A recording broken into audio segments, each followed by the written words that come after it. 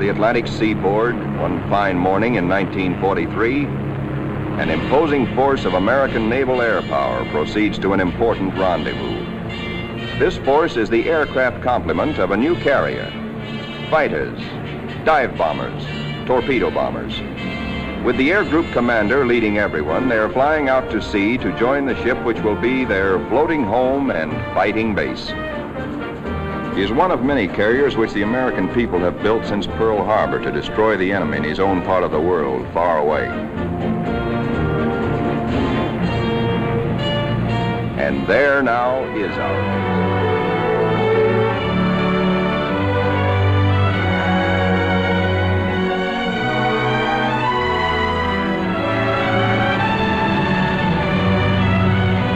Against a good solid wind with their tail hooks down, our planes come into the broad flight deck of their new home.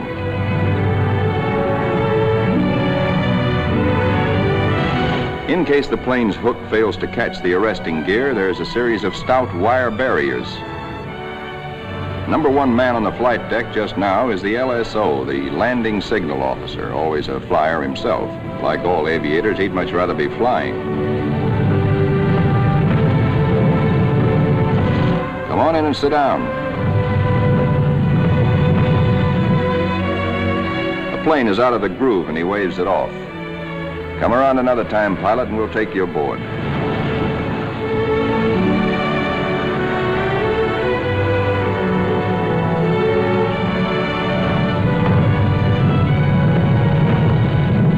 When planes land, they taxi quickly forward out of the way. Later, they'll have to be shifted to the stern and rearranged in proper position for takeoff. This is called respotting the deck. Here is our skipper, Jocko, a veteran Navy flyer, Annapolis, 1917. He is not impressed by our earnest efforts, nor the flight deck control officers. The skipper calls all hands together and gives us a piece of his mind. We'll never be ready for combat unless you flight deck crews learn right now to work as a team. Don't you men realize that before long we'll be in dangerous waters? That's too slow. Bear a hand.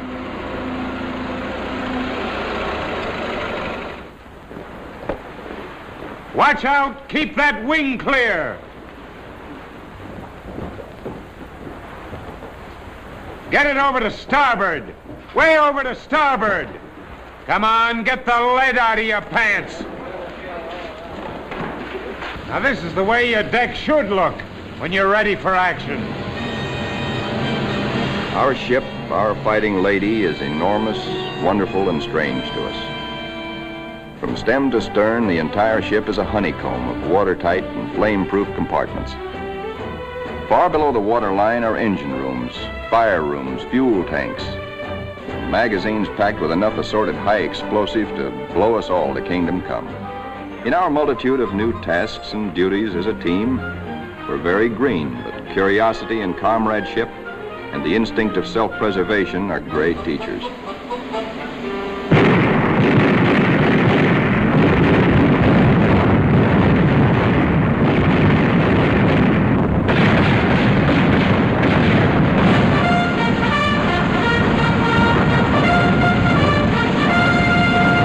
Some of us have to master the delicate and complicated instruments which control the fire of our 5-inch batteries, the guns that must defend the fighting lady when enemy dive bombers and torpedo planes attack.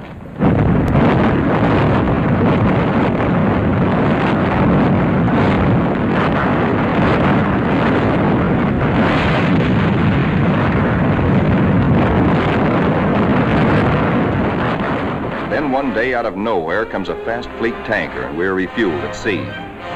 This tells us something. This tells us that we are not going to Pearl or any other land base for a long, long time.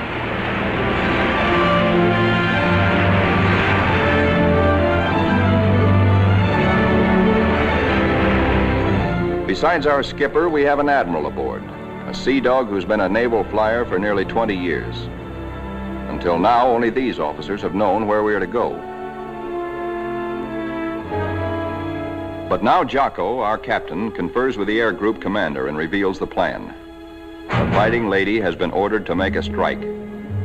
She will pass through waters where no carrier task force has ventured since the bloody Battle of Midway. Remember, this is 1943, long before we took the Marshall Islands. Weather studies are made, and though this is a daily routine, somehow the whole ship senses that something is about to happen. Even before the news is broadcast to all of us, there's a new tension and atmosphere of expectancy. And then we are told we have traveled more than 7,000 miles from Panama, so that tomorrow, August 30th, 1943, we can strike the Jap base at Marcus Island, deep within the enemy's ring of defenses. The evening before our first strike, the Air Group Commander briefs all his pilots with maps and a model of our target. We are sticking out our necks to within 1,000 miles of Tokyo to divert the Japs' attention from other American activities far south and east of Marcus.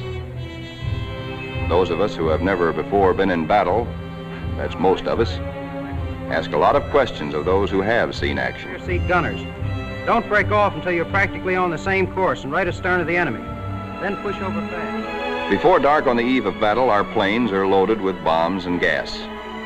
So that each plane will be in its precise position for a speedy takeoff, we spot and respot our deck.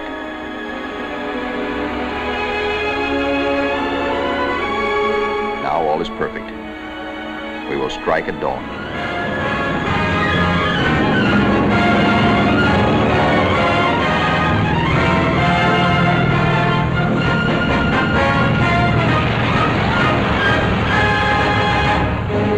The fighters take off first to form cover aloft for the other squadrons. Then the bombers, heavy laden with destruction.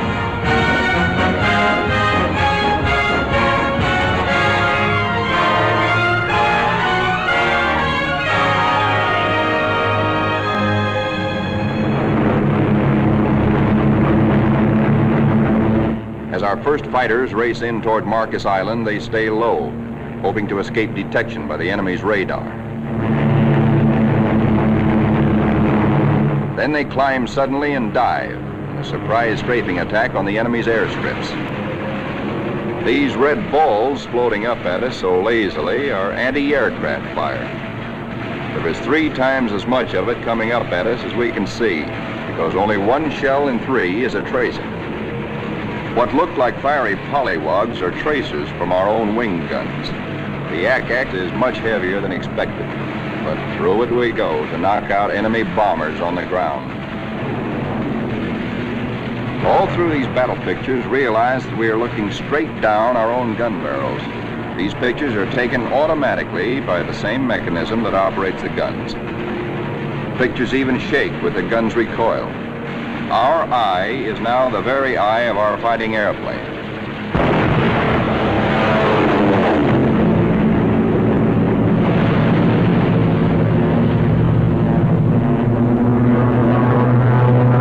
The enemy's picket boats and supply ships offshore are thoroughly strafed. No longer will these craft bring rice and sake and munitions to Marcus.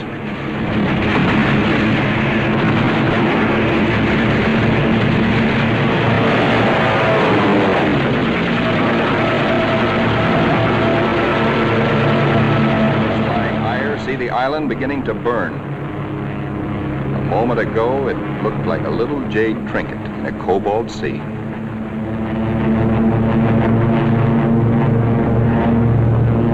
As the fighters and bombers swing victoriously away from Marcus Island, towering columns of smoke show the thorough job our boys have done.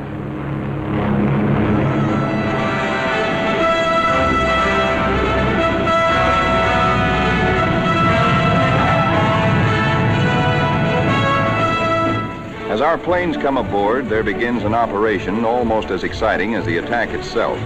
A ballet after battle, with the plane directors as dancing masters. The whirling propellers fill this scene with danger, but now our crews are trained and adept.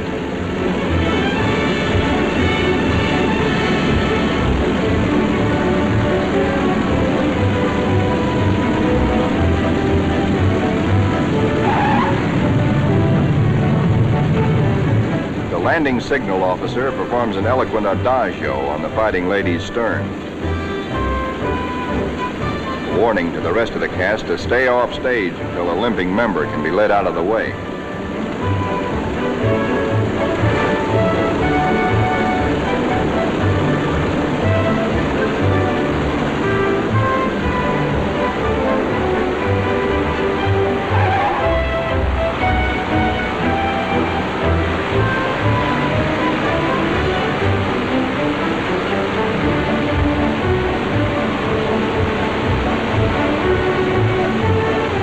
Pilots go below to report to their combat intelligence officers. They have hot news, good news. They tell what they saw and did, how many rounds of ammunition they fired, how many bombs they dropped, what they hit, what they noticed at the target that was new and different or that may need hitting again. As the reports are added up and our combat photographers develop their pictures, the story becomes better and better. Every single Jap bomber on Marcus has been destroyed. 80% of the shore installations blasted or set afire. Hangars, radio stations, gas dumps, ammunition dumps. Marcus is now a lovely mess. In the radio plot, Smokey's worried. There are planes still up there and he's wondering about them. They are ours, though, delayed by battle damage. Landing a shot-up plane on the carrier is a crucial test of how well-trained, how alert and steady a naval flyer is.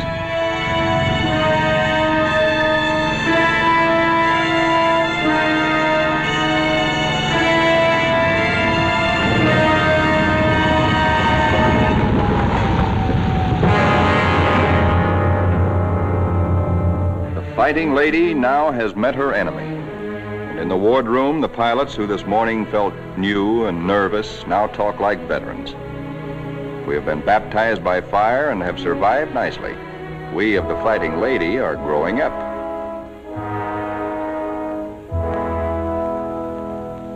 The admiral of our task force knows the overall strategy of the whole Pacific campaign: to smash straight through Japan's outer network of islands, to recapture the Philippines and land on the mainland of Asia. Thus, we will deny Japan supplies from Malaya and the Dutch East Indies and leave her far-flung island garrisons marooned. Then we will reach out and really help our ally China. Months after Marcus, this campaign is well started. Our carrier task forces have been in many battles. And now, early in 1944, the Fighting Lady's target is Kwajalein in the Marshall Islands. These are Jap Zeros.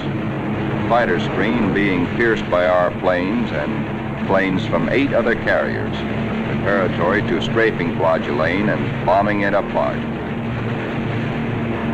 Our fighter pilots have improved with practice, with the confidence that comes from experience. They estimate their range by watching their tracers. They hold their fire until their wing gun bullets converge at 300 yards. Shoot in bursts instead of in steady streams, which heat up the guns and spend ammunition.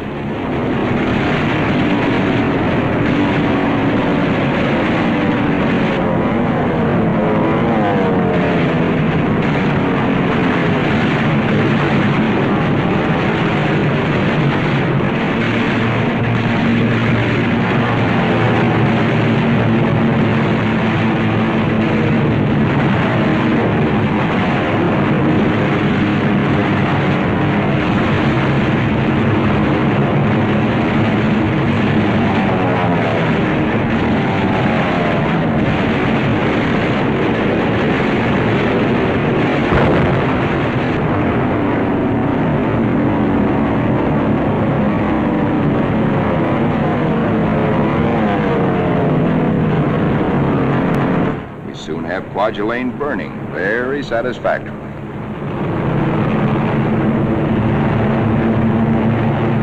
After our bombing attacks and heavy shelling by our surface ships, assault craft filled with Marines and Army hit the beaches. And very soon after that, Kwajalein is ours.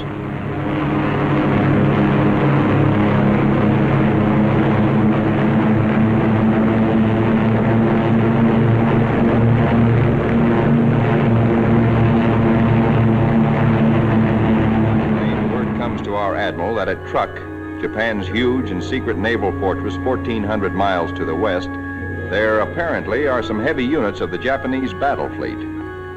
Perhaps we can surprise them. Again, the Fighting Ladies Squadron and squadrons from other carriers take off for combat. A lot of mouths are dry at the thought that our target is mighty truck. The rear seat gunners look back at the Fighting Lady, wondering when and if they will ever return to her.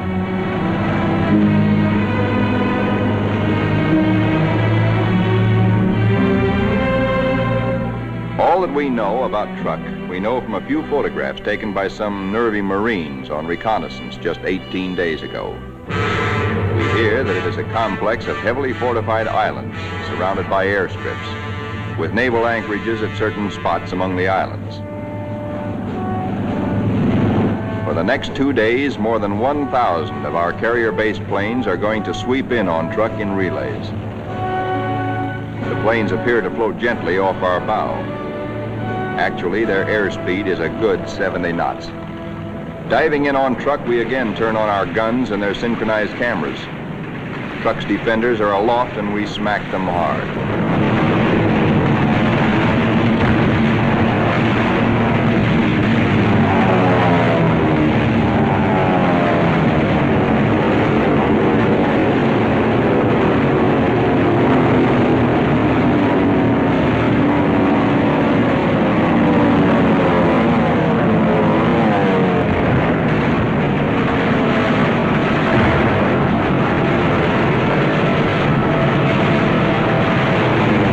Hearts that were in men's mouths before this strike began now settle back into place and are singing once more.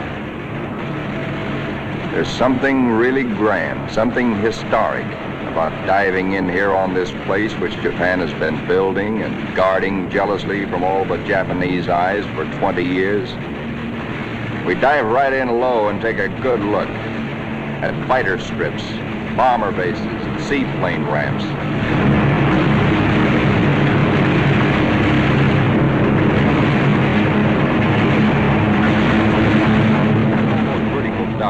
The pilot may black out or go blind for a moment when he pulls up and out at the bottom, but the camera won't black out. It cannot see the landing of our own bomb, for we'll be up and away before that reaches the target, but it records the hits of other planes ahead of us.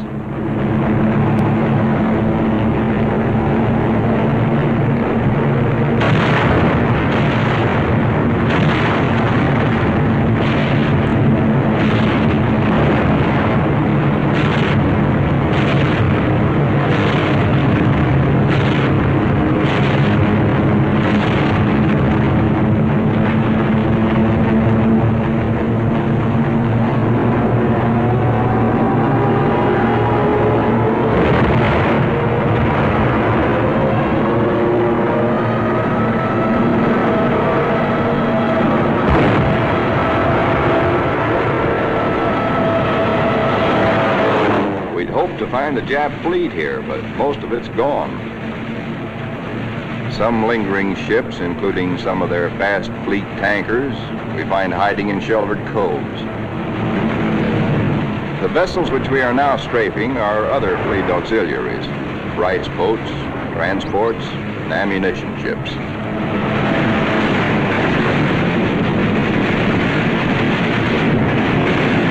With bursts of 50 caliber incendiaries and armor-piercing slugs, we set them on fire, rip them open, often wide enough to sink.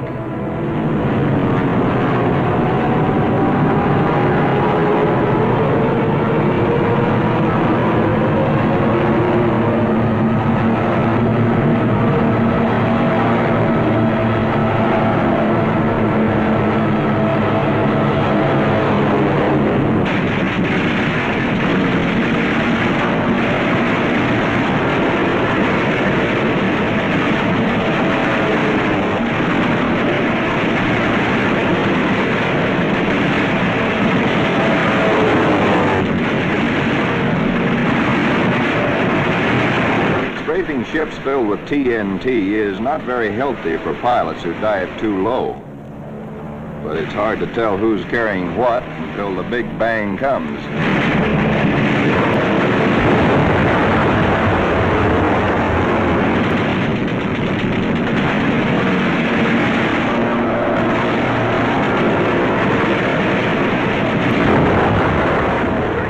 At 130 miles an hour with a flap shot away, all a pilot can hope to save is his own skin.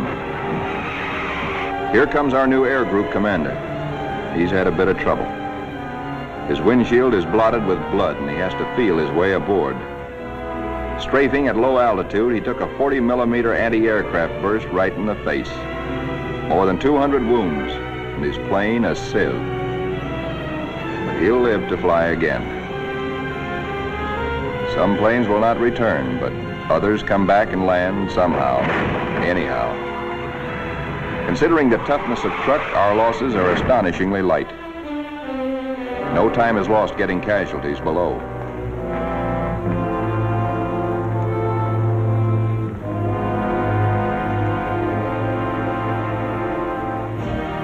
It's a long way from truck to our secret rendezvous in the Marshall Islands. Someday it can be told just where this is. Actually, it is a magnificent new fleet anchorage, an advanced naval base, which we have taken from the Japs and made secure. Now, for the first time, we, who have been operating as separate, relatively small task forces, see assembled the enormous mass of naval power. Over 1 million tons of American fighting steel. New carriers, new battleships, new cruisers and fleet auxiliaries in an amount which Japan could never conceive, let alone produce.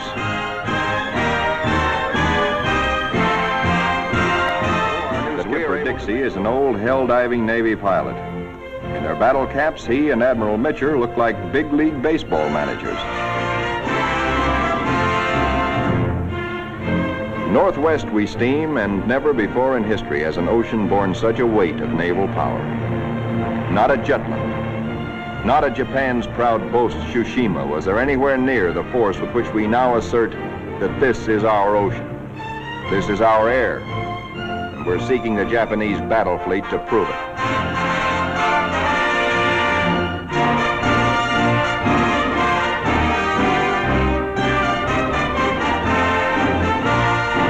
With our cruisers and our biggest new battle wagons present, we are strong enough to hope, really to hope, that we may provoke the Japanese fleet into accepting a fight.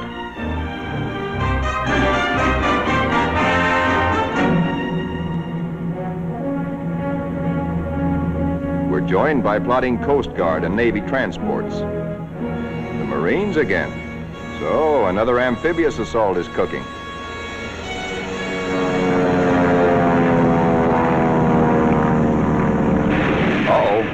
Our patrols have spotted an enemy search plane and are after her. She's a big bird. A 20-ton, four-motored Kawanishi seaplane, the kind we call Emily's.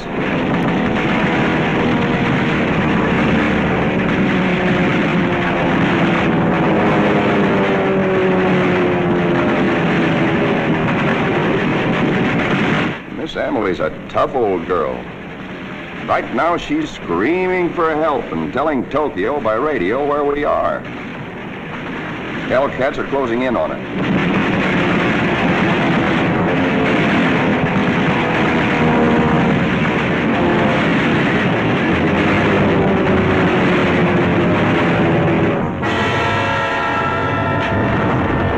So long, Emily.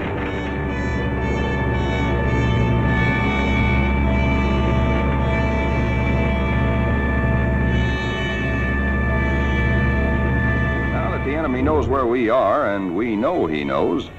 Our brass hats get together on final arrangements for what may turn into another Midway. Our objective, first of many in our drive through to the Philippines and China, will be the Marianas. In battles just ahead of us, we are to make good use of a multitude of weapons, special devices, and techniques which have been evolved through the 30 years since the U.S. Navy first took to the air.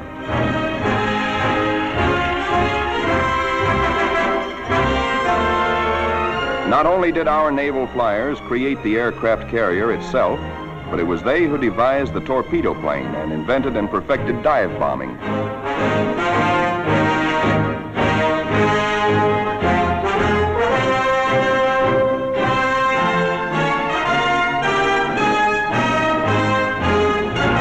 Disposed about our flight decks so that planes can be quickly armed are all manner of death-dealing objects. 500, 1,000, and 2,000-pound bombs. We have torpedoes and incendiaries, and the kind of anti-personnel bombs we call daisy cutters.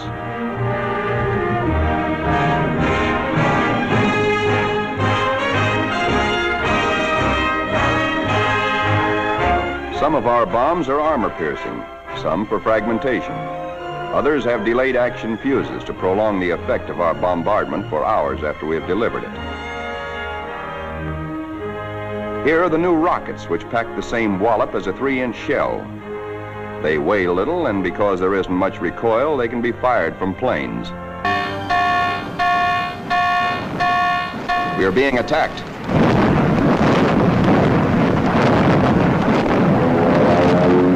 We are being attacked by Japanese torpedo planes skimming in after us, wing to water.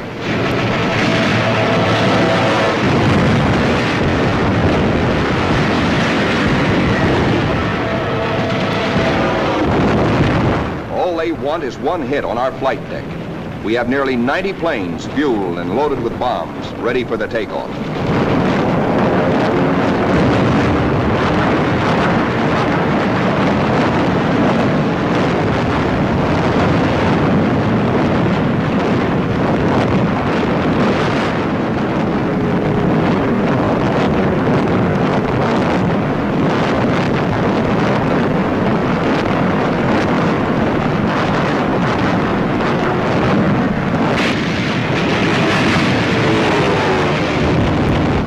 Surprise attack, 19 Japs are polished off by our ship's batteries. Not a single carrier is hit. We have been fortunate. So now commences another major moment in the fighting lady's career. Flight quarters sounds. In this modern warfare, the young plane captains are to their pilots what squires were to armored knights of old. In this operation, typical of many more to come, a lot of other fighting ladies will be involved. And nearly 2,000 carrier-based planes, all of them attacking in air groups like our own.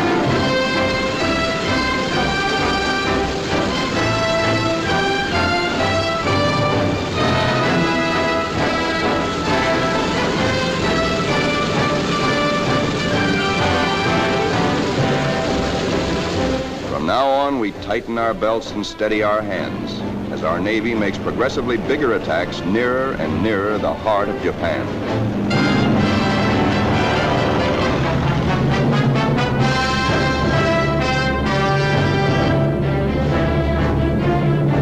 At his post and radio plot, tracking down enemy planes and cursing the luck that keeps him out of the air, Smokey chafes at being grounded on a day like this, especially when targets are juicy ones.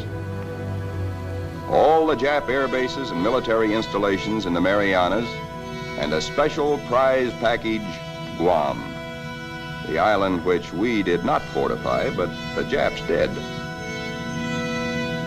Now comes word that the Japs have sent strong air reinforcements to Tinian, which flanks Guam. Again, our synchronized cameras record, as no human eye and memory could record, just what our guns and bombs do to the enemy. These pictures enable our air combat intelligence officers to assess the damage as we swoop down upon Tinian.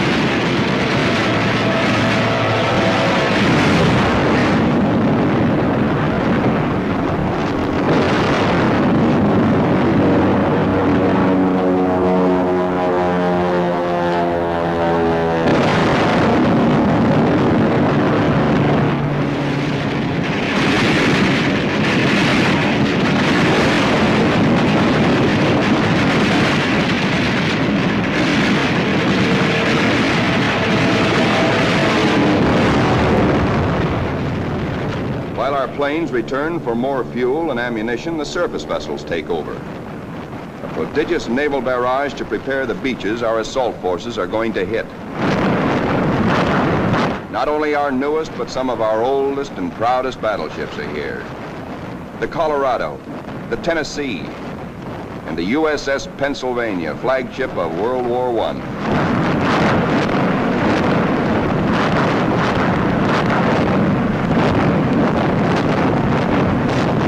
Winging home to the Fighting Lady, several of our planes, crippled, make a game attempt to land. Now is when the landing signal officer must judge not only the speed, but estimate the battle damage of planes like these.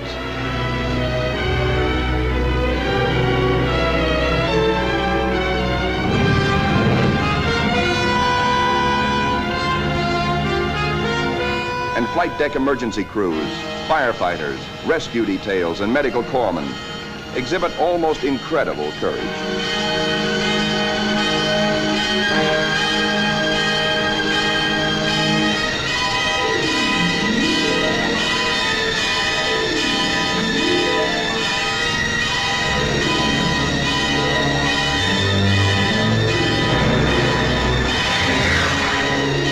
The pilot of a torpedo plane has been unable to release his load of incendiaries. Burning thermite is spilling out at incandescent heat. In the plane's tanks remain about 75 gallons of high-octane gas. The men who brave this danger to save pilot and crew deserve every citation they get.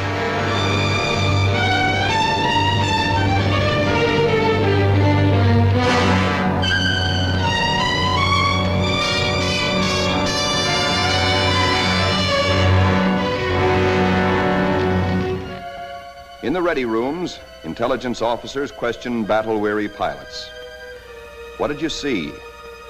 Any Jap carriers in sight? Are you sure they were carrier-based planes? Then from radio plot comes uncomfortable news. Torpedo planes and dive bombers from enemy aircraft carriers are approaching. All hands, man your battle stations. To our engine room go orders for flank speed, which is a few knots faster than full speed, in case we need to take evasive action. All boilers are lighted to let the Fighting Lady outdo herself if necessary. The engine room people turn on the heat, and the propeller shafts churn like fate in their alleys.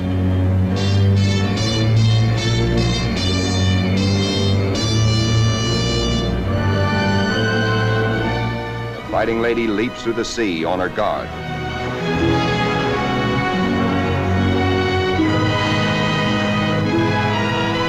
Skipper Dixie gears himself for action, and so does wise old Scrappy.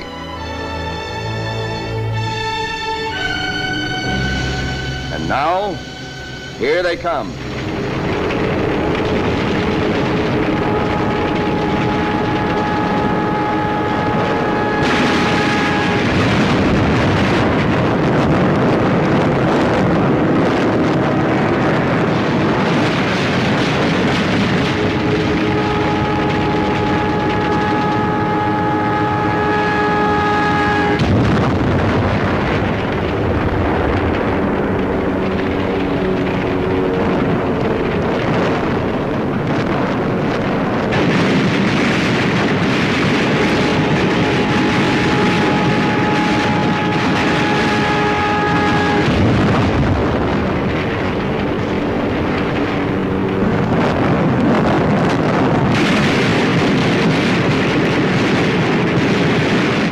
Jap Jill, torpedo bomber, miraculously keeps coming through our wall of flak. She's approaching us fast with a life that must be charmed. Our gunners throw everything they've got, but still she comes. If he ever releases that torpedo,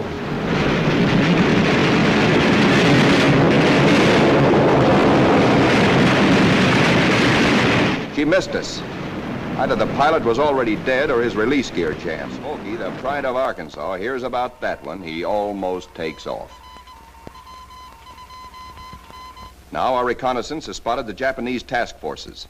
This is the moment we've been fighting and praying for. Every plane that can fly and every qualified pilot is ordered into the air. At last, Smokey gets his chance to fly again.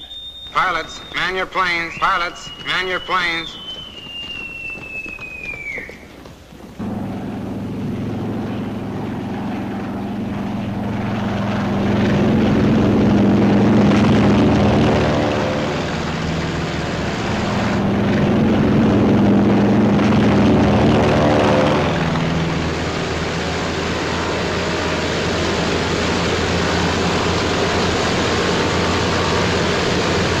Philippine trade wind is tearing down our flight deck. Our planes strain forward to rise into it. Our entire air group thunders out behind the group commander. Now our fighters run into a smoke of Jap fighters, mostly Zeros, sent up to intercept our attack on the Japanese fleet. A mad aerial scramble begins, which the boys to this day still call the Marianas Turkey Shoot. 369 Jap planes are shot down in this single day, to our loss of 22. Japanese plane makers have sacrificed strength and firepower for agility. Their planes disintegrate quickly when you hit them. They have no armor plate, as ours have, nor are their gas tanks self-sealing.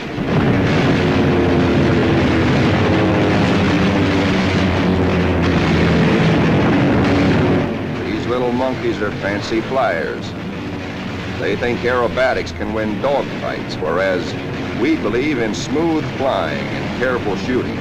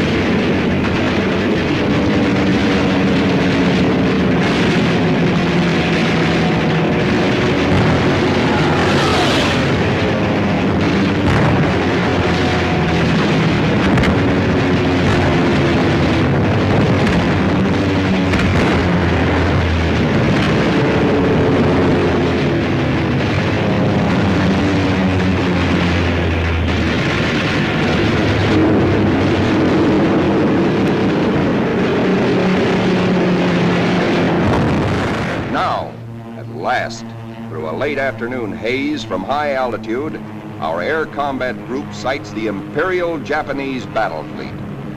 These are the first pictures ever taken of a great enemy naval formation like this.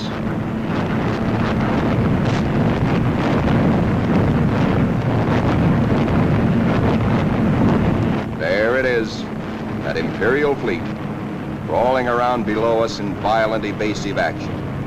Us looking down on them in the seas they think they own. Some of these Japanese ships are scampering away at better than 40 knots. When you bore straight down on them, they twist, squirm.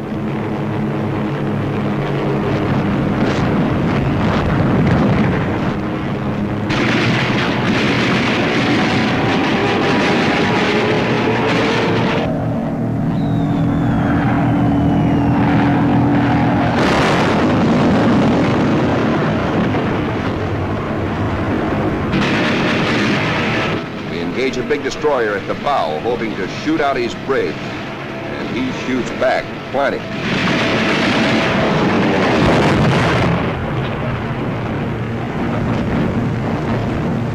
Let's go down after that cruiser. He answers us emphatically from the forward turret.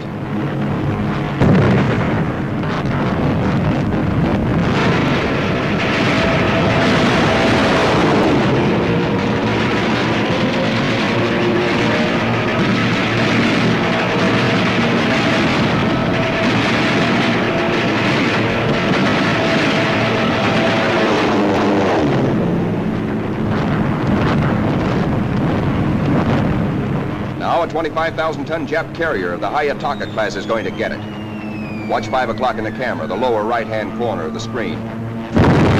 This big flat top gets it where the turkey got the axe.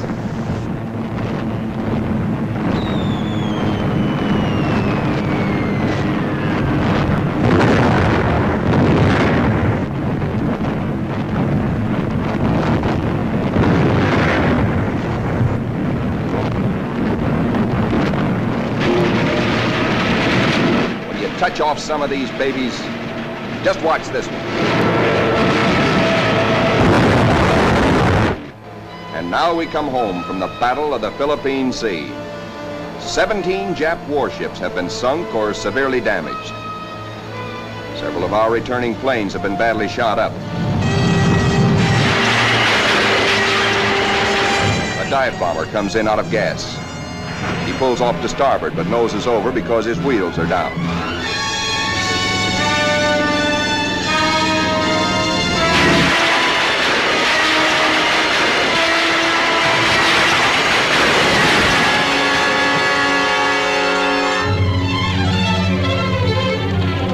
This pilot has 73 holes in his plane, and his leg almost shot away.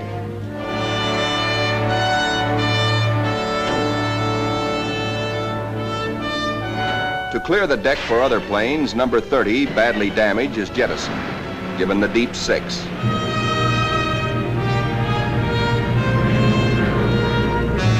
Watch carefully. This man's controls are all but shot away.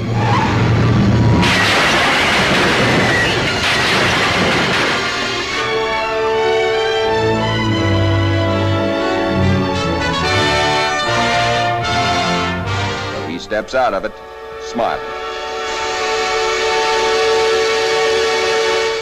And now it is time to paint up the scores.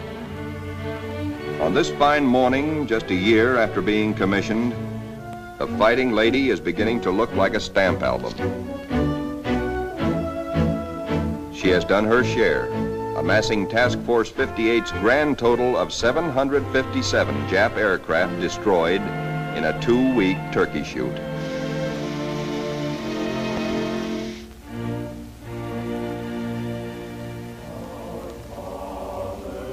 But there's another score to add up. Our own casualties. Quite a few faces are no longer with us on the Fighting Lady. Among them, Commander Upson, skipper of our torpedo squadron. Lieutenant Pappy Condit. Lieutenant John Meehan. And that fightingest gentleman, Lieutenant Smokey Stover. Yes, Smokey's missing too.